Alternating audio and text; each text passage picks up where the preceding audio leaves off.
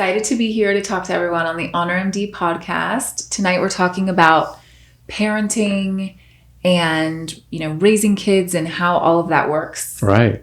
With everything else. Yeah. And why are we talking about this? Because as we've said, our podcast is about health and wellness, beauty, life. And this is a major component for our lives. And I know for a lot of people out there, it's a huge, huge piece of their life and their wellness. Yeah. Absolutely. And lifestyle. This has changed our lifestyle in every possible way. Saturday mornings have changed, our evenings. Yeah. No, but Everything. it's a big part of what constitutes our, like a big ingredient to our wellness is the balance with our children and being a parent. And, the truth is, I don't, you probably maybe see it more than I do, but I feel like it is talked about, but maybe not as much as it should be. Maybe we don't hear about it as enough. Well, I think there are so many vantage points, right? So so many points of view, at least what you're seeing on social media or when you talk to your friends, right? Because I talk to a lot of my mom friends and I have a great village, and without them, I would definitely have a nervous breakdown. But, you see these really funny things on Instagram. But It's usually just the mom's point of view. Yeah. I don't know if I really ever get to hear the dad's point of view. Yeah. And maybe it's because they're not the primary caregiver typically, right? I mean, definitely some families, the dad is the primary caregiver, but I think it's pretty rare, let's say in LA and in our friend group. Yeah. So I think this is really unique talking to you about it. Yeah. Right? Because I don't really get to, I hear your perspective, but I don't think a lot of other people get to hear the dad's perspective. Yeah, that's true. That's a good point. So I'm very interested in talking about this because we touch on this. We talk about it all the time about our kids and stuff like that, but it's actually interesting to take a step back and kind of look at the big picture overview. Like, what does it really mean and how do we do it if we know anything at all? So what would you say has been the most difficult part about being a parent? For me, I mean, so much changes as a woman, right? Yeah. So you grow this baby in your body, then the baby comes out and it's you are literally a different person. Right. The emotions, just physically, having to heal from that. And I had no idea. People talk about that now, but no, I never heard of that. And, I felt, I guess more so after our second baby, I felt so overwhelmed and anxious and had all these emotions. So there's that whole piece, right? And then getting your body healing, feeling like yourself again. And that takes a really long time. I mean, there's weight that you're losing. There's muscle that, you need to build up again in your abdomen. Mm-hmm. And you have this little person that you're so responsible for. So I feel incredibly lucky that I got to be around so much, but I always was kind of pursuing professional things as well. Mm-hmm. And so I've talked to so many moms about this, and it's you never feel like you're doing your best at anything because you're trying to do both things really well and you're not doing either one great. And I think it feels that way more than it actually is. And so it's trying to run a business, trying to raise children, and then, managing as they get older, managing schedules. And I mean, we live in LA and our kids go to private school. So applying to school, you made a joke when we were applying to kindergarten that it was more difficult than applying to medical school. And I mean, I know that was a joke, but it was so intense. Yeah. And it's it's funny, but it's important. Yeah. And so all these different things, every different stage of having the baby, their infants, how does that change your life? How does that change everything? And then as they get older and the schools, and if they go to private school, getting into the private school, and then the families that you meet there, and then the activities. So I don't even remember what the question was, but there's just so much. There's so much. I mean, there's no way we could cover it in one podcast, but I think you touched on something really interesting. And as a man, it's a very interesting perspective for me, because you're 100% right. What women have to do, what you women have to do by giving life to a child, it's incredible because it's your body, right? And most of us guys don't really think about that. We don't have to do that. Right. But it's hard for you to think about it in that way, and you will never know how it feels while it's happening, and then when it being pregnant those 9 months, and then giving birth, and then the aftermath of like just mental, physical exhaustion, but like that you feel you're a different person. Like we were laughing. Do you remember this dinner? It was Mook and some other friend. Oh, Naveen, maybe. Yes, Naveen. And can I say their names? Sure. Nobody cares, right? And Amy. We'll give them the royalty check later. And Amy and I were laughing so hard. We were like, talking about night nurses and like this, all the crazy stuff, and like how our old selves were gone. And we were like, she's gone. She's never coming back. They're gone. And like laughing. And then we couldn't stop laughing. And I remember we looked up and you guys were just like, you looked well, afraid. What are you girls talking about? You looked afraid. But it's true. Like the women we were, the women we were before having children is gone and is never coming back. And there are a lot of positives to that, because I think that you find like a strength and patience and like a love that, or at least for me, that I never knew I was capable of, and energy. Like I thought, I can't really do things if I don't sleep. I mean, like that's when you figure it out. Yeah, you can do it. Funny story. So our daughter Sage, who's the 8-year-old, recently, a couple of months ago, we were talking about something, and I made a point of saying, well, you're half of me. And she said, well, what did you do to make me? Mommy did all the work. And then that's when I was like, okay, let's change the subject.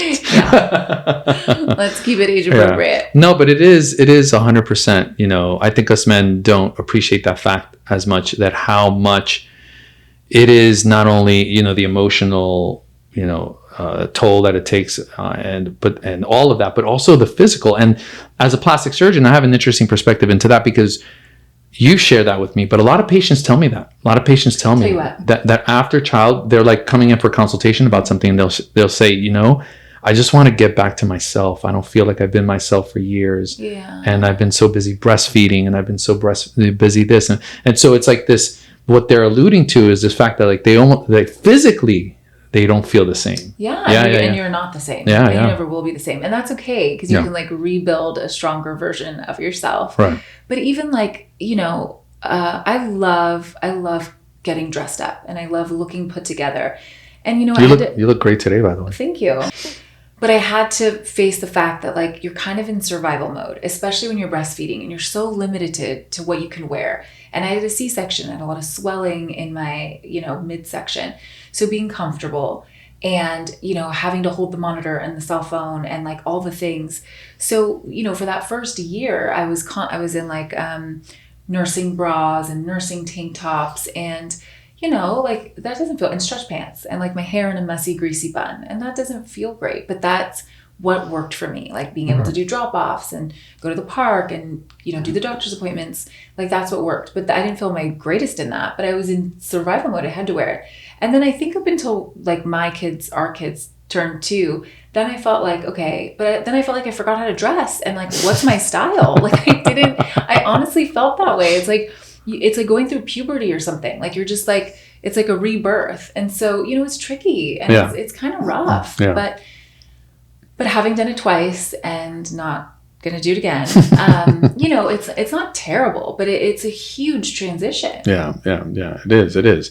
And then, you know, now as they become older, that has its own benefits and challenges, right? So, I mean, I mentioned our 8-year-old who is just, now we're having conversations like that in the car, where it's like really funny, interesting questions she's asking. She's so many questions. And it's like, you know, today, you know, I took her to her dance class and things like that. And it's just like those moments, I couldn't imagine my life without that. And with our 3-year-old who is just a riot. So, you know, parenting is all of that. It's that whole spectrum, right? Like the tough things, but then it's like the highest of highs and sometimes the lowest of lows. It's an amazing life experience. It is. And I wouldn't have it any other way. But sometimes I feel like I'm drowning. And summer is one of those times. And we talk about this all the time. We talk about this a lot on this podcast, that like taking a moment and reminding yourself that 90% of the stuff you're seeing on social media, or, you know, with people that you know even, is not the actual truth. Like we were talking to good friends about, you know, launching 2 podcasts. She's like, oh my God, how do you do it? And I'm like, we are crawling to the finish line. Like that's how we do it. And I'm not proud of that. Like that's not the goal, to like I think it used to be really popular, like the whole hustle culture. Like, I have to hustle. I'm hustling. I'm so busy. I don't want to hustle. I'm going to do it because we have to. Yeah. But we aspire to have a slower pace of life. Right. We aspire to have more balance. Yeah. And I think we tell ourselves, I know I tell myself, like, this is just a season of life that we'll never get back. Yeah. And, you know, prioritizing our kids, we're never going to regret that at the end of the day, at the end of our lives. So that makes me feel better. But that I feel so much better when I talk to a friend who I really admire, who's running a business, who has a bunch of kids, who has a great marriage. And I just feel so blessed that I have a good group of girlfriends who are very honest. Like, we're very honest with each other. Like, what we're struggling with, you know, what we're doing, like what helped us, and then just like what's worked for them. I'm so grateful for that. Yeah. Because you, like, I know in my experience, and probably yours too, like things with your kids that maybe you're struggling with, or something one of your kids is struggling with that maybe it's not the most comfortable thing to like talk about with a bunch of people, but with your core group, and you're like, oh my God, you're going through that too? And I was like, I had no idea. Well, of course you didn't, because nobody talks about this. So those things are so comforting. And just knowing you're not alone. It's summer. If you feel like you're drowning and your childcare is not panning out, and you don't have one of your kids in camp, and you're just maybe driving to and from drop-offs every day, or you're figuring out what to do at home, or you're having to put the movies on so that you can get on that Zoom meeting. It's tricky. Yeah. It is hard. Yeah. And something, you know, I think that is really interesting to talk about is that balance, if there's any. But it's because, you know, it depends what kind of parent you want to be. So I think you and I both came from very traditional kind of homes where like our parents were very super involved with us. You know, we grew up very close to our parents. We have close relationships with our mother and fathers. And so I think we want to be that way with our children. We really make an effort to be around them as much as possible, which is hard when you're trying to be a plastic surgeon or you're trying to run a business. Yeah. So there's always that battle. Like, how do I allocate my time, you know? And that's probably been the biggest challenge for me, because I want to be there as much as possible. You are an incredible mom, and you're always there for our kids. But Thank to your you. point, sometimes on social media, you see these people and you're like, how do they do that? How do they have kids and do this? And it's something like, I know I've said it a million times before, something always has to give in life, always. There's no way you can have it all. There's always going to be somewhere you have to sacrifice or compromise. And I know for a fact, like we both have in our professional lives, we've cut back on a few things the last couple of years while our children were much younger. And now that they're a little bit older, we're starting to do a lot of the things that we always wanted to do. I think it's getting a little bit better. Yeah. But for a long time, we did compromise a lot because we wanted to be there more for them. Yeah. And, you know, like the way that you were raised was probably a little bit different than I was, because you spent a lot of time with your mom. Right. So my parents were both always working. So I spent a lot of time with our nanny, who I was extremely close to. But I think because I always wanted to be with my parents and I couldn't be when I was really young. I mean, they were definitely around and they went to all the school things. And then as I got older, like they were able to do pickups and stuff. But I was so jealous of the kids whose parents could pick them up from school, who could drop them off at school. You know, they would go home and their parents would be there. And so I really wanted to be the one to pick up our kids from school and to drive them places.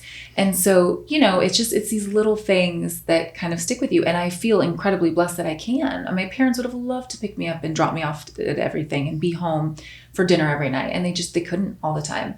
And then as I got older, they were, and it was great. And then you kind of need less. You think you need less parenting, right? But you probably need a lot more. Yeah, so that's a good point. They were really there. I mean, I've heard like middle school, like you really need to be around in middle school. Yeah. And, you know, of course, being around as much as possible. But, you know, like most people have to work and work long hours, and they might not be able to be with the kid after school or do the pickup or whatever. Yeah. So that's something that's really important to me. Yeah, that's actually, it resonates with me because it was similar to me.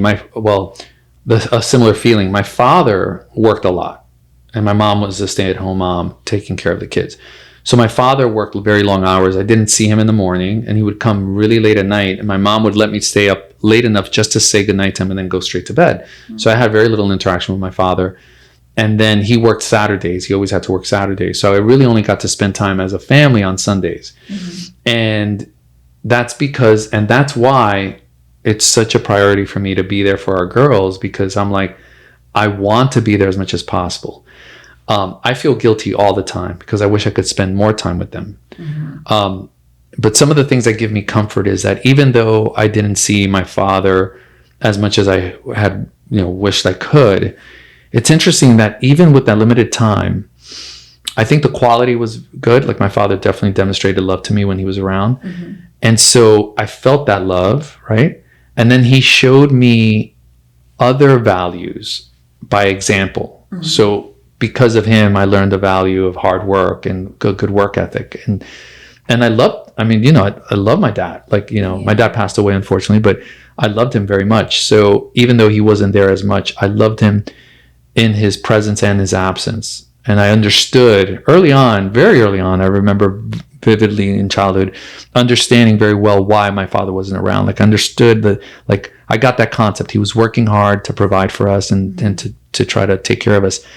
And so I appreciated that, so that gives me hope. I'm like, sometimes, like, when I'm guilty, like I haven't seen my daughters, I'm like, I just hope that like me, they'll grow up saying, of course. Yeah. And you have an insane schedule. Like, I really don't know how you do everything you're doing. And you do make time for us, and you do make it home to say goodnight most nights. And some mornings you leave because you have surgery before the girls get up. But studies have shown, and I've heard this, that it's definitely quality over quantity. So as long as the moments that you spend are quality moments, which they completely are, the girls want you more because they love you and they want to be with you. But I feel like you make up for those times on the weekend. And then selfishly, I just want you around more. But I think you're doing a great job. Well, when I get home and they start jumping on me and telling me to chase them after your 16-hour work day, I'm like, go chase the children. Right. But so I hope you find comfort in that. Yeah. That it's more important to have those quality moments than the quantity. But I think a lot of parents feel that guilt. Of course. Yeah. I will never forget. I love having friends that are like a little bit older than me because they've gone through it already and they can tell me what they did, what worked for them. I love learning from people that I admire and respect. So a dear friend of ours, Caroline, she's the best. If you don't listen to her podcast, you should. Coming in hot. But I remember telling her, like, Caroline, like, how do you do this? Like, I feel so guilty all the time. And her telling me this really helped a lot. And I'm constantly reminding myself of this. And she's like, you know what? I stayed home with my kids and I loved it. And, there were a million things I wanted to do and I couldn't do them because I had little kids and my husband traveled a lot. But I have friends that work full-time. I have friends that worked part-time. I have friends that didn't work. And we all feel guilty. So don't waste your time feeling guilty because no matter what your setup is, you're going to feel guilty. Like that's just part of motherhood and being a parent. Yeah. And I was like, oh my gosh, that's right. And it did make me feel better and it resonated with me because no matter how you do it, you're going to feel guilty. You always feel like you could do more. You always feel like you do more at work or you could do more at home or you could do more for your kids. Yeah. Or like you're not doing enough or you're failing at everything but you know what? All you can do is do your best. And I hate the word balance when it comes to this stuff like parenting, marriage, life, because there is no balance. It's like kind of survival mode. And there's like really good periods. It's like being on a ship where like, wow, it's good. Like we're smooth sailing. And then there's a freaking storm. Like there's always something. So it's like, it's never like you can't balance the unexpected and something unexpected always happens. So I think it's this like great lesson, like for people that have anxiety, I definitely have anxiety. It's like learning how to become comfortable with the unknown. Yeah. And it's really hard for me. I mean, I think it's much easier for you in so many ways. Like I think surgical residency prepared me for. You always say that. Yeah. So yeah, like I don't like not knowing. Yeah, I really like to have a plan, and I like to stick to that plan. And it's so funny because when you have kids, I mean, life in general you can't really plan, but. For example, like we've had days where we're like, okay, we're going to schedule a podcast recording. We're going to do this. And then the 3-year-old gets sick. Yeah. And then we can't. Super high fever. Right. Okay, never mind. Okay. We're not going to do that. Yeah. Or we have plans, any other plans. And it's like, oh, well, there you go. There's a birthday party we have to take her to. So we're going to have to do that. Yeah, so there's always something. Yeah. Or like school or can't get a babysitter or whatever. There's always somebody sick. Yeah. So. The other thing about parenting is there's two, in let's say a traditional marriage or whatever, there's two partners. And then there's that balance, right? Because, like you said, the woman usually is the primary caregiver. It turns out most often that's the case. Or at least one person is, right? One person most is. likely it's... Right. So then the other person isn't. And then, that leads to things sometimes because it's, unfortunately, it's not fair because it should, ideally, in an ideal world, it should be 50-50, but it can't. Yeah. So there's always going to be give and take, and then you have to be on the same page. And we have found that it can be hard sometimes because managing the schedule, doing all the school things, being on every WhatsApp chat, on every chat. Oh my God, WhatsApp, I can't even say it. There are so many chats. Right. And then like this past year, I definitely overcommitted myself. And like, you want to be involved. It was Sienna's first year in preschool. I was the room mom. You have to do things for the other school. And it's fun to be involved, but it's very time consuming. And then, making sure that your kids are happy. Are they in class with their friends? Do they like their teacher? And, we've had some issues this past year. And, when your kids are hurting or your kids are scared or there's a problem, I mean, it's obviously it's our problem, but that emotional weight, like that we carry. And so that's a big part. And knowing like, okay, she had a really hard month at drop off. Like what's going on? And like becoming an investigator and figuring out why the 3-year-old stopped eating. Like it's scary. And then then you figure it out and you come up with a solution. And then, the other one's having an issue. There's a friend problem or there's a school thing. And so it's not just the schedule. It's not just getting them to the after school stuff. It's not just showing up at the school and planning the party or volunteering or doing the thing. It's like there's all these other emotional parts that, come into play. And then there's, the people that help you and the support systems that you build that can't always be there. So it's complicated. Yeah. But you're a great mom. Ursula's a fantastic mother. And this is being recorded, John. Yeah. So you said it. No. Everybody heard that. She's you're an incredible mom. You know that. You. Yeah, you're an incredible mom. And it's because I think you have made being a mom a priority for yourself. And like I said, I personally have seen the sacrifices you've made for yourself because you have made being with them and taking care of them the main thing in your life. You're a great example, which going back to this idea of like having a partner. And so that's such a critical thing. Like because I could not do this alone. So I just want to say to all the single parents out there, single moms, single dads, it's so hard. Oh my God. Now I've told you this. I remember. I mean, I guess you figure it out. Like you pull it out of yourself because kids make you the strongest, best version of yourself. I think most of the time. It's incredible. I mean, I don't know. I told you when I was a resident, I knew a couple of nurses who were single moms and they were working night shifts and like looking back now, I'm like, how did they do it? Like they were working night shifts so that they could be with kids during exactly the day, right? Oh so and they would tell me because you're working with these people so many hours, you get to know their lives or whatever. And I had several of them tell me. I remember one in particular. She worked night shifts so that she can go home in time. She gets off in time to get home, to get the kid ready for school, to take the kid to school, then to go home, try to sleep, wake up, have everything ready so that when the kid comes home from school, there's food ready, whatever needed to be ready for that day, spend whatever time she could with the kid, then go to the hospital again at night where she left them with maybe, I think in her case, it was her mother. But it's incredibly difficult to try to do this by yourself. So my hat goes off to anyone doing. Yeah. You're a superhero in my book. Yeah. And I mean, like I always tell you, I wish I could help more. I try to do whatever I can. Well, I mean, you are an incredible provider and like what I make does not pay any of our bills. So I feel, when I feel overwhelmed or frustrated, I remind myself, like, I'm so lucky that I get to there's some quote and we have to share it. And I saw it and it's like, how great is it that you're going through these challenging things by your choosing? I'm totally ruining it, but that you get to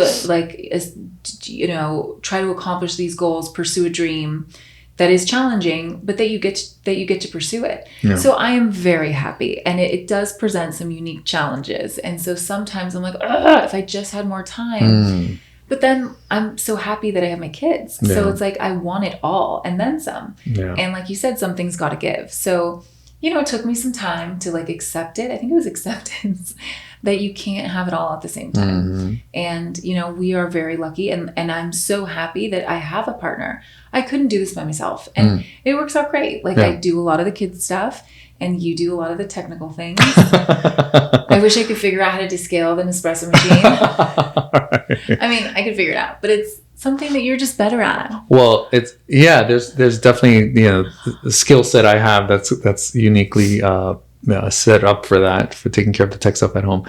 But what I was going to say, it's also, as a man, very comforting, like, to know, like, my wife is such a great mother, because like when I work and so busy, and like, you know, I don't see the kids, you know, the things that have to be taken care of at school. I know, like, wow, I have a partner that I can trust that's going to do the best for those things, you know.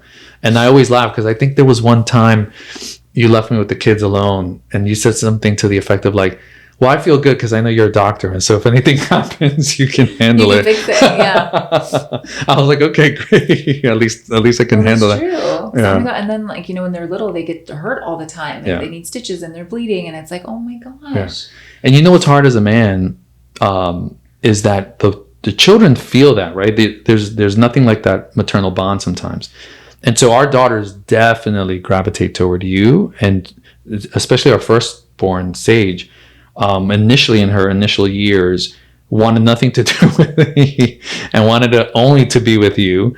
And I get it, you know, you're the mom, and you're the source of comfort and that bond, and you spend all that time with her. She was mad at you and didn't know, like, how to articulate her feelings, and she didn't know where you were. And do you remember the one time she was like, do you think Daddy can come over tonight? And I'm like, what? And she's like, do you think Daddy can come over? And I'm like, well, Daddy lives here. But she didn't realize, because you would leave so early in the morning before she got up, and sometimes she'd be sleeping when you got home. Right. So she, like, in her little 2.5-year-old brain or 3-year-old brain, she didn't get it. Yeah. So, you know, and I think she was mad that you weren't around as much, and I had to explain, like, Daddy's not here, so I can be here. Yeah, yeah. No, it's that's the biggest, I think, challenge for me, or maybe for a lot of men, is if we're not, you know, at home. Like, nowadays things are so different. We're working remote. It's insane. So many parents I know, they work from home. It's insane. Like, right? Like, this is something that did not exist, you know, even 5, maybe 6 years, like before COVID.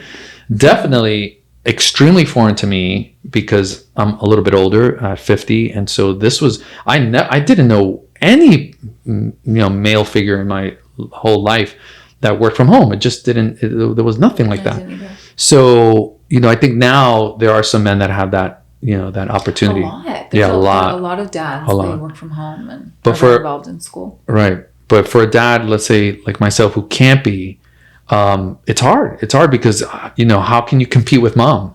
You know? Yeah. It's just, it's time. I mean, moms are amazing, but yeah, it's hard. What's great though is, again, like, learning from this example of my father, and, like, you know, really understanding, like, wow, even though I didn't have that much time with him, when we were together, he did make me feel special. And that's why I think that bond was there.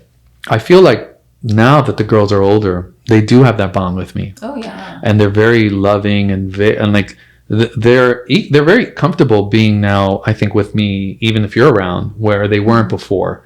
And I like to think it's because that effort, that time, you know, putting in to be with them and play with them. And, you know, it's stuff like, when you're a parent, that's another thing. Like, all the labor you put in, it pays off later. You know, it's like you're investing. Mm-hmm. And that's something, like, I think about all the time, about the future, because what do we want our little girls to grow up to be? Like, what's the, you know, what do we want for them in this life? And this world is getting a little crazy. It's super crazy. Oh my goodness. And scary. But someone said, like, imagine the child you want, the adult child you want, and then parent towards that. And that makes a lot of sense. Like, if you want them to, if you're hoping that they go to a specific school or live in a certain part of town, like, you know, and you kind of go, you re-engineer it, like you said, or reverse engineer it. Yeah, exactly. So I thought that was interesting.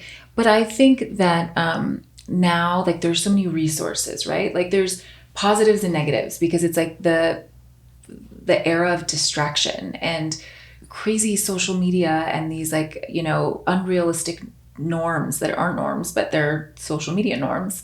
And, you know, all that stuff is really scary. And then, but it's also great because there's so many resources for us as parents, for kids.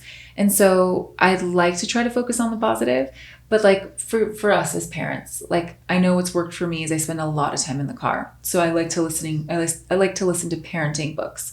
We know someone who has an incredible podcast. She has a great book club. She's a doctor, and a friend of ours, she has kids around the same age as our kids, and just trying to like educate ourselves. But what would you say was the most helpful tool or helpful thing for you, like navigating the different seasons of parenthood?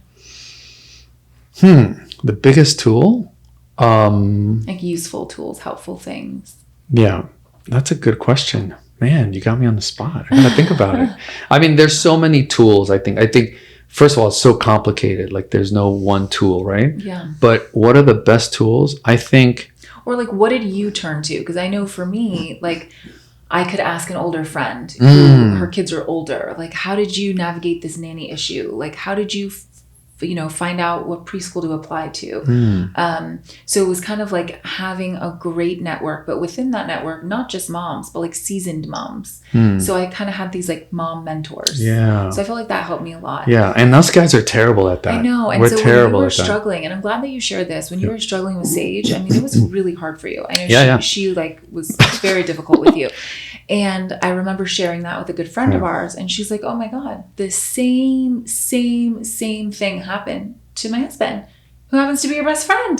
And I'm like, but John doesn't know about that. All right. Because you guys don't talk about that. Yeah. And so, but these things are important. Like, because when someone that you trust, like if you could even just confiding in someone, right? But then if it's like, oh, I went through that. It's like, what? You went through that? And it's so helpful. So having that network, I think, is so important. Yeah. And for dads, it's not the same. Yeah, you guys don't chit chat about that stuff. We should do that. Men should be better at that. It might be really helpful. Very helpful. Like 100%. Because you have your network of like really good friends, and you guys talk about business and marriage and like life stuff, but you don't really have, I think, like the dad friends, right? That you guys like talk about that with. We go to this great school, and the dads at the school are amazing. Oh, I love all the parents. But again, the disadvantage I have is that I don't have as much free time to like get together and stuff. So I don't get to have a lot of the conversations with them. But when we get together, but do they talk about that? They probably don't. Yeah, us, like I said, us guys are terrible at that. It's 100% true.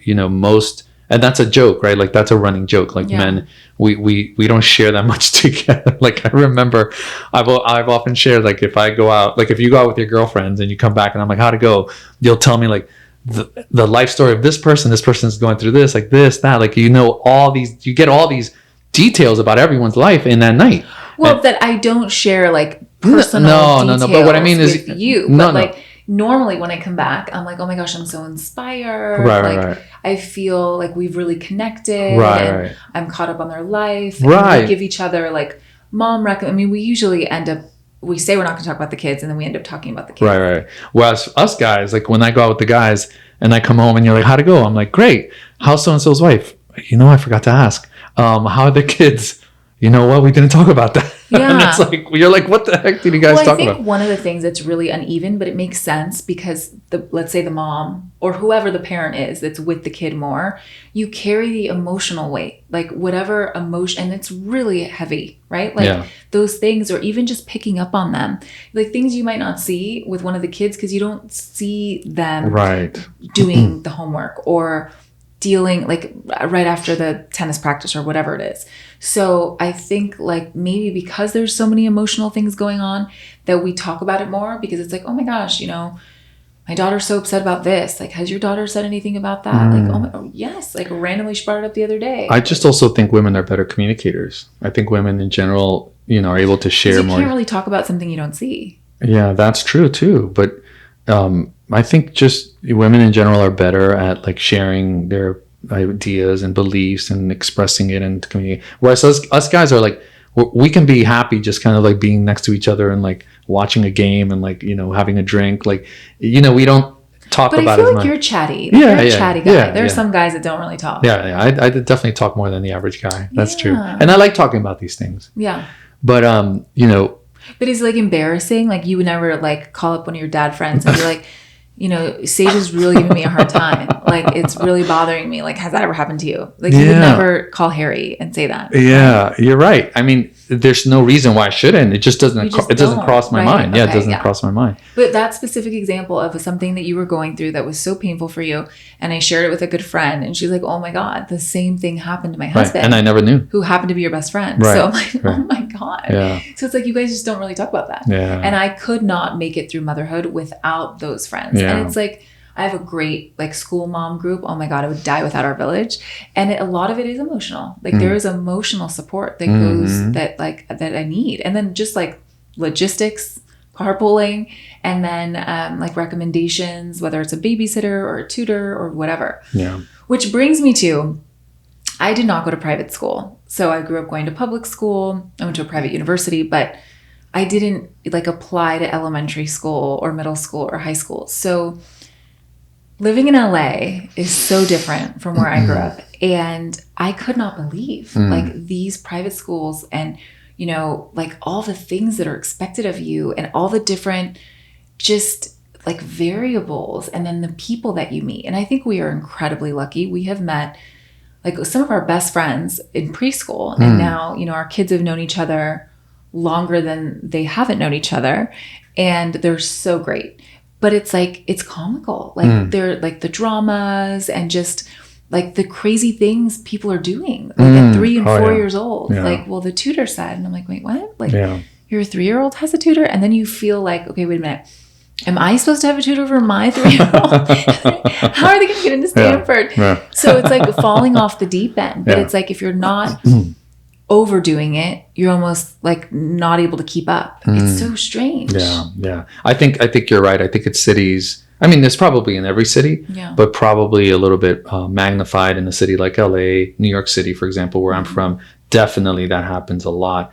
And then I think also our circumstances are that our daughter goes to this school, which happens to be very academically oriented. And so, like attracts like. So the families that go there are families that value academics and want academics like us. So then that's going to draw more people who are into that, and it kind of raises a threshold. And so we hear, about a lot of parents who are doing these extraordinary things to prepare they're thinking already about college, and the kids are in first grade. Well, which you kind of have to now, right? Yeah. But I feel I get really caught up in it. And sometimes I feel really bad. Oh my gosh, they're doing this and this person's doing that. I'm not doing enough. And I hope that, and this is what I tell myself, okay, wait a minute. I want my kid to be prepared. I want them to have a competitive edge, but I don't want them to burn out by 9. So I think if you encourage your child to do their best, support them in any way they need, and then stay informed and, try to give them an edge or support them in something unique that they like, but that you don't get caught up in this weird, competitive, overwhelming, web of competition. Yeah, definitely. But I don't put that pressure on the child. Yeah, putting the pressure on yourself and your children. Yeah. So I would love to hear anybody listening to this, if you've gone through that, no matter what city you live in, this, feeling you're not doing enough, your kid's not doing enough, and how you maybe talk yourself off the ledge of it's going to be okay. Yeah. They're 9 years old. They're 11 years old. They're 5 years old. They're 3 years old. You have time. It's okay. Yeah. No, it is a very interesting situation because you as a parent, you want the best for your children. And so obviously you want to prepare them and prep them for life and, make sure you're leading them on the biggest path to success.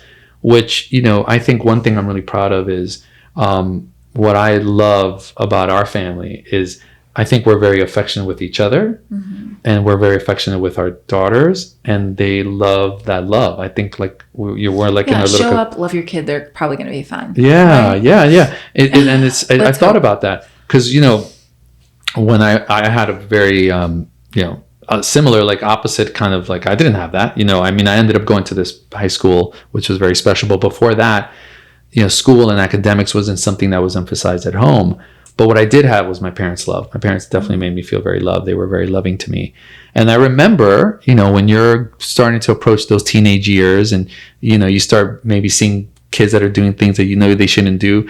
I remember thinking I can't do that. I don't want to get in trouble with my parents, because like I was so like worried about disappointing them, like because like they loved me so much, and I felt so loved by them. Like I was so like worried about like disappointing them or letting them down, and like that was like a good guiding thing for me. It was like knowing that my parents were there for me, that loved me so much. Like that really, really protected me. But do you think that that's like a nurture or a nature thing? Probably a little bit of both. Do you think your sister and your brother felt the same way? Yeah, I think so too. I think because my brother and my sister very well. They kind of had a sheltered, kind of upbringing, and so they weren't exposed to, a lot, and they're such loving, sweet people. Which I think is the way to go, especially nowadays. I want to put our kids in a bubble. Yeah, let's shelter them to death. No, seriously, and there's there's something to be said about that, because society it's changing, right? It's so different than the way it was when we were kids. Social media is putting a lot of influences on kids. That could be, and I remember, we can all relate to being teenagers and how vulnerable we were to peer pressure. Knowing. Yeah. Oh my gosh. It's just a very different time. And like, my parents are very loving too, but my mom like really chose, she's probably never going to listen to this. So, and if she does, she'll probably get mad at me, but she was very, like, she used fear. Like, so that's why, like, I can't do that. Fear is a powerful motivator. Yeah. Like, like she would say like, oh yeah, oh my gosh, I had this friend and she had a drink at prom and then she got in a car and she died. Like, oh my God, like everything ended and she died. Right. So I was so afraid to that's do. That's maybe a different parenting style. But it worked. So, it's fun to look back and see like maybe what worked for you and what didn't. Right. And now we are the parents. Right. And so I know that like I really, really want, like if there's one thing that you wish your parents would have done differently or maybe something they didn't do, what would it have been? Easy answer. Talk to me. Ask me a lot of questions. I think we've talked about this. I grew up in a very traditional Latino home where my mom, like you were saying how your parents showed up to your events at school and stuff like that. Like my mom was home. She could have gone. Well, okay. Part of this, in the defense of your parents, your dad was probably working. Your mom didn't speak English. Right. And she literally did not know because she's never been to a school event. At least my parents, like they, growing up in this country, like they too had school events. I don't know who went to their school events, but at least they knew of them, right, and how to go, and they spoke the same language. So if you know anything about like a traditional Latino mom, it's like, hey mom, like there's this thing going on in school. You think you could go? I would say it in Spanish, but she'd be like, what?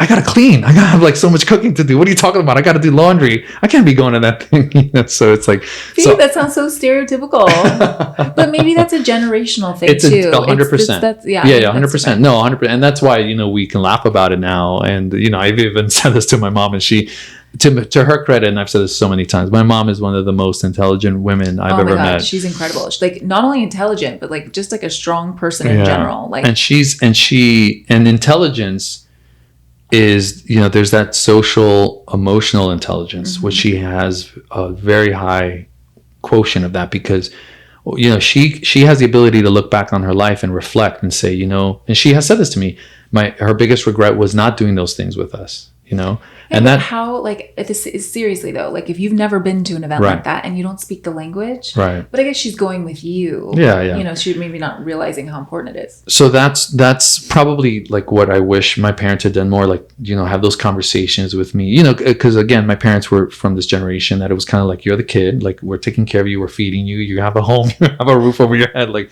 we're good, and then they were very loving and affectionate, because that's also part of the culture. But that's why I place such an emphasis on that with our daughters. Like I really want to communicate with them, and like when I drive Sage to school, I probably drive her nuts with all the conversation I'm trying to initiate with her. She doesn't talk to me in the car. I really try, and she's like, Mom. Yeah. And then, as a parent, the other thing is that whatever you do, your children will probably invariably come back and criticize you for it. Of course, 100%. That's like part of the deal. Right. Like you asked me too many questions, Dad. Right? You talked me to death on the way to school. Yeah, which I definitely do. But that is I want that, you know, to show an interest and to learn about what you're doing. Yes. And that would probably have helped you feel really seen and understood. Yeah, right? Okay. Absolutely. Yeah, absolutely. I think it's important. How about you? What do you wish? This is an easy one for me too. My parents weren't familiar with the whole like growth mindset about, you know, if you practice something and you try really hard, that you will be able to do it. So like the power of yet, like, okay, you can't do it yet. So I wish that they had known about that, so that they had raised us, my sister and I, with that kind of mindset. So like this whole idea of mindset and the way you approach things, and just this idea that if you can't do something, that you can learn to do it. It's proven. Yeah. And so that's what's so important for me now with our girls. That when even if something doesn't come easily to you, who cares? Right. You can focus on it, and you can't do it yet. But if you practice and you put in the time, maybe you have to put more time in than your sister. Maybe you have to put more time in than your friend at school. But you can get it if you want to. Yeah. That you can do that. That, you know, that failure, like that failing's okay. Yeah. And it's nothing to be embarrassed about. Right. And that you really don't learn new things without failure. Yeah. Like that it's safe to fail, and that if you can't do it, to look at it as you can't do it yet. To me, that's so powerful. And I didn't grow up that way. And so it's enlightening. Yeah, it opens up a whole new like dimension of life. It's a super powerful way of thinking. You're right. And I can testify to the fact that Ursula does say this to our daughters all the time. And it's such a great thing. It's such a great message. And, you know, maybe this is like a good point to make, is that our hope as a parent, like I know our hope is, like, when we've talked about this, we just want to give our daughters an even better life than we had. Of course. And the skills that we didn't have. Right. And like our parents have varying degrees of education, like, you know, levels of education. So my parents can't teach me something they didn't learn. Right. And so we can't teach our girls things we didn't learn. But I'm so motivated to equip them with the tools that I didn't have, that I'm now learning as an adult, or that I've learned in the last decade. You know, mindset, mental wellness, learning about anxiety. And like, I was so concerned, like, is Sage showing anxiety? Like, I want to help her learn how to meditate. Yeah. I mean, she wasn't, but I don't know. Like, I just want to check that box off. Yeah. So I think things like, you know, talking about our feelings and validating feelings. Yes. And it's so funny because a book that our doctor friend recommended is called like Talk So Kids Will Listen and Listen So Kids Will Talk. And it seems kind of basic, and it really unlocks the door of having your kids talk. And these very normal things that we would say, that people have said to us, like, oh, you're not upset, you're just hungry, or you're not, don't let that bother you. Right. But you are bothered. So yes, let it bother you so that you can move forward. So, you know, giving younger kids and all kids the tools to deal with their emotions, to let them know they're temporary. Yeah. You know, take a deep breath, not hold things in. Like, it just helps every part of your life. So if you're aware of how to do this at 3 years old, like, your life's just going to be that much easier, because you can't control what's going on. Yeah. But if you can protect your peace, then your life's going to be better. You're going to have way more joy and less anxiety. Yeah, absolutely. No, that's so powerful. And these are things we're still working on for our own self. I work on it every day, but I want to learn with them. Right. But isn't it interesting that as parents, like, you know, that's all we're trying to do is just be better, like always be better for our kids, and hope that our kids do better than us. And like, no one has the answer, and we're all like trying to figure it out. Yeah, we're all trying to figure it out. Yeah, and doing our best. I mess up every day, but like, I try again the next day. And it's amazing, you know, because as a doctor, there have been many books published over the years about parenting and like what's the right way to parent. And then so many. Then of course, like, a book that was popular in the 70s is outdated, and then a new book replaces it, and a new philosophy. There's so many theories. And but at the end of the day, no one has the answer. It's just. But I feel like our approach is like practical. Like, I don't feel like we're doing anything like really. No, it's. I don't even know how to describe it. Like, something that's like very progressive. Yeah. Like, I feel like we're just kind of trying to do practical things. Yeah. Like, I love things that are like proven by studies. Like, I love that. Like, there was a study about this. I know it works, and it doesn't sound like a crazy thing. No, not at all. But yeah, it's really trying to share the lessons that we have learned as adults. Like we say it to our daughters to Sage all the time. We say it like, we want you to learn from the mistakes we made. Yeah. So you don't have to make them yourself. But sometimes, to your point, failing sometimes is the way to learn. Well, yeah. And like this whole idea that it's safe to fail and that failure is good because that means you're learning. Nobody told me that. No. And that was like a radical way to think. And if you think like that, you won't be afraid to try new things or try things, period. Yeah. And that's like, you know, I love being an entrepreneur and I have these very entrepreneurial qualities about myself, but I'm very risk averse and scared of most things, but I end up doing it anyways. And so Sarah Blakely I'm a huge fan of hers. And so she's the founder of Spanx. And she's like, you know, my daughter told me like, I wish I could be like you, Mom. You're not afraid of anything. And she was like, what? I'm afraid of everything. The only difference is I just do it. Like I do it scared out of my mind. So like hearing that and, you know, the way she credits her dad of, you know, telling her like, we know they'd sit down at the table. Like, tell me how you guys failed today. And they're like, what? He's like, you didn't fail today? You guys were boring. Like that means you didn't try anything new. Like that is, yeah, it's great because it changes the mindset. Absolutely. And it changes the point of view of being afraid to try something or put yourself out there. And that's how big ideas are born by people who aren't afraid to be different or try something that might not work. Right.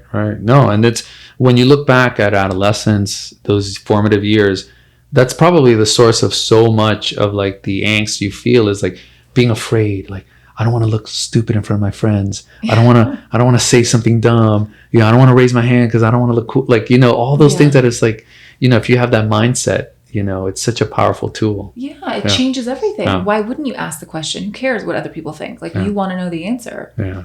So I love that. Yeah. See, that's why I love you as my partner. Because I love everything that you try to teach our daughters. And I think we, you know, whenever we have challenges with our kids, we see eye to eye on like so many things. And we've talked about maybe doing a podcast about relationships.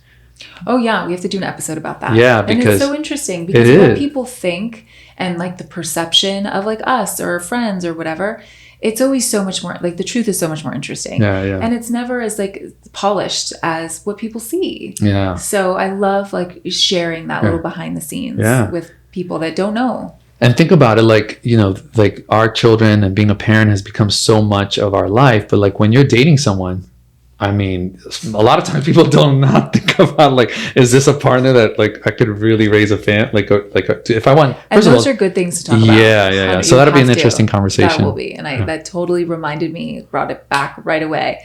John and I were dating, we were in church, and remember they were like, we're doing this series with couples, and if you're like want to get married or something, you should go. And we ended up doing it, but they gave an example of like, would you be comfortable talking about debt with your boyfriend or girlfriend? Like raise your hand. And we were kind of like, okay. Like, would you be comfortable talking about disciplining your children or something like things I definitely didn't think about talking to you about, but it was great because we ended up talking about all of those things with like a really cool, diverse group of people. And it was amazing. Yeah. But to wrap this up, I love to end with like a few takeaways. Okay. So with this is a very near and dear topic to me now, like being a mom. And like recently one of my best friends had twins. Oh my goodness. But I felt like, you know, it was my duty to like prepare her. Like you're going to be weepy and that's totally normal. But if you feel too down, like, you know, that could be something else. So just let me know. And like, it's okay to cry. And I was so grateful for all the tips that my girlfriends gave me or like, you know, a box of things that they sent. So anyways, because parenting and motherhood is such a tremendous undertaking that is both overwhelming and amazing, for me, like my top 3 things that have helped me survive up until now is a great partner. So making sure that you have a great partner. Thank you. And an incredible support system. I feel like I have a village, and I didn't always have a village. It took time to build. And I remember feeling so alone and overwhelmed. And a friend who doesn't have kids came to visit me, and she took me out for coffee, and I told her, and as I told her, like, I just feel so lonely. I just had a baby, and I started to cry. And this look came over her face like, oh my God, why didn't you tell me sooner? And she was like, I live 10 minutes away. She was just couldn't believe that like I didn't tell her, she didn't know. So having the best partner you can have that's going to help you. Creating a village. And if you don't have one, I didn't have one. I joined like a mom group, and that's how I met the first friends. I think mom groups are really great, like a new mommy and me class or something. And then getting a village, even if it's 2 people, even if it's 1 person that you trust, but try to add to that so that you have like a network of people you can talk to about anything. And that, it's helpful to have someone that's maybe a little older or has been through it before, because it's great to have the people that you figure it out with, but it's also great to have the people that have been there already. And they can tell you that there's a light at the end of the tunnel, and like, this is what you have to do to get it done. Yeah. So partner, support group, and then being able to ask for help or support, like being able to ask a friend, because if you don't, you're never going to get the help, or you're not going to get the support, or even just being with someone it can inspire you, it can motivate you. And that's time for yourself as well. So partner, group, and then taking that time for yourself to connect with someone or just do something for you. That's what I think has gotten me through parenting this far. That's excellent takeaways, and I hope anyone out there listening, applies that as well, because it's worked great. And it's still like a work in progress. Yeah. Right? Oh, like I said, we're reading always all the books. learning. I'm trying. So what about you? All right, me. I would say the partner part is probably paramount, because then everything follows from there, right? So if you have a partner you trust, that you love, that you want to do life with, that you see eye to eye, it's going to make everything so much better. So having a partner like you, I'm so blessed. Same. You're 100% right about a village. It takes a village. This is no joke. And now I understand why, for millennia, humans lived in villages where they all supported each other and took care of each other. So the modern world is hard, because a lot of us don't live in the same cities where our families are like us. So in this case, I wish I could say I had a great village, but I'm lucky that my partner created the village for us. So I have to give you credit for that, because you kind of created the village for us. Thank you. Third thing I would say, more time than you did too. The third thing I would say is, and I know that you're going to agree with this, but it's something I've thought about a lot recently. I think because Father's Day passed not too long ago, and there was something I saw recently about how many weeks there are in a lifetime, and if you look at the whole graph, it's actually, a life is so short. And I think one thing that my advice would be to another dad, that I feel worked for me, is I really did try my best to make my children a priority as much as I could with the confines of my career and all of that. And even though I wasn't there all the time, I did try to give my best when I could be. And I can honestly, look back and say, I don't regret. I feel like I did whatever I could. And, our daughter's 8 and 3. There's a lot more time. But I think that being able to approach every day and every week, I'm going to, if I have 10 minutes or 15 minutes, let me try to make it the best 10 or 15 minutes I can with them. And then living each week like that with your kids, of being I did the best I could this week. Because the years go by so fast, right? Yeah. And I'm happy, I could look back and say, I have done the best that I could so far. And I just hope to keep doing that in the future. And I think, like we said, we just want the best for our kids. And I think that's the core of it. It's just being with them and giving them your love and your time. Yeah, that's all you can do. And if you don't have a village, we'll be your village. That's right. And just do your best. Nobody is doing it perfectly, no matter how polished it looks on Instagram. Yeah. We're all struggling in our own way. And we have wins and losses, and you get to try again tomorrow. That's right. Well, I love this. This has been really fun. Yeah. I think we can talk about this for hours. Forever. But I hope anyone listening out there got something out of it. Yeah. And I want to know what people want to hear more about, or what are you struggling with? I really, really hope that people leave lengthy comments. I want to hear. Yeah. I'm looking forward to that. Me too. All right. Well, I hope you enjoyed it, and we look forward to seeing you next time.